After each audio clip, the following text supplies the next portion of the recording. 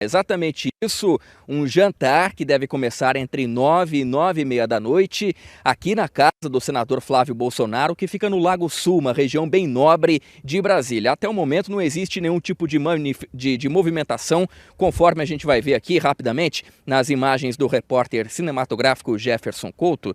É um condomínio fechado, então a gente não tem acesso do portão para dentro, mas a casa do parlamentar trata-se da primeira, do lado direito de quem vê o vídeo nesse momento. Então, é uma movimentação que, mesmo a gente ficando de fora aqui, quando essa movimentação começar, a gente vai conseguir ver alguma coisa do que for acontecer lá na parte de dentro. Mas até o momento, a chegada de nenhuma autoridade foi registrada. São aguardadas pelo menos duas autoridades. No caso, então, dois representantes de partidos. O primeiro deles, do Partido Liberal, Valdemar da Costa Neto, ele já confirmou presença nesse jantar, que acontece logo mais entre 9 e 9h30 da noite. É mais ou menos esse horário que está marcado. E também é aguardada a presença de Ciro Nogueira, presidente do Progressistas, o PP.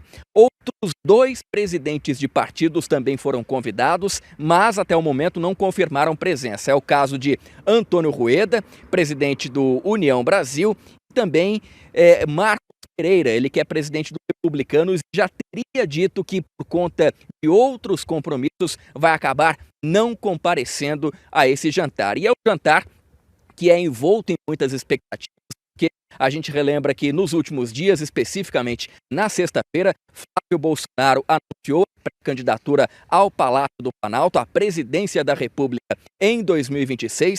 Segundo ele, por indicação do pai dele, o ex-presidente Jair Bolsonaro, que encontra-se preso na sede da Superintendência Regional da Polícia Federal aqui em Brasília e também está inelegível. Então, com o apoio do ex-presidente, Flávio Bolsonaro lançou essa pré-candidatura à presidência da República. Só que de lá para cá, de sexta-feira para cá, não houve manifestação de apoio de nenhum dos grandes partidos considerados de centro ou de centro-direita, a exemplo do União Brasil, do Republicanos, do Progressistas, e havia a expectativa de que esses partidos abraçassem, então, a candidatura de Flávio Bolsonaro, o que acabou não acontecendo até o momento. Então, esse é o principal objetivo nesse momento do jantar, repito, marcado para entre 9 e 9h30 da noite. Costurar a possibilidade de os partidos de centro-direita, fazerem uma aliança em torno da candidatura de Flávio Bolsonaro à presidência da República. Por outro lado,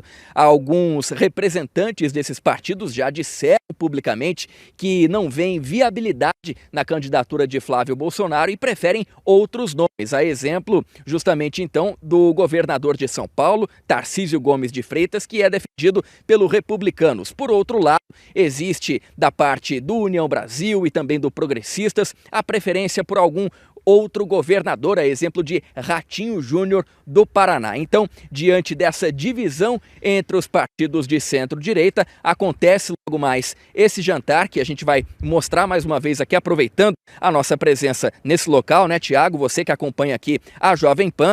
Logo mais, então, nesse endereço, Lago Sul, a área nobre de Brasília, acontece então esse jantar na tentativa de costurar a possibilidade de uma aliança conjunta em torno da candidatura de Flávio Bolsonaro, ou então para negociar a anistia, ou seja, o perdão aos participantes dos atos do dia 8 de janeiro de 2023, o perdão principalmente também ao ex-presidente Jair Bolsonaro pela tentativa de golpe de Estado para permanecer no poder, porque isso seria, de certa forma, uma moeda de troca.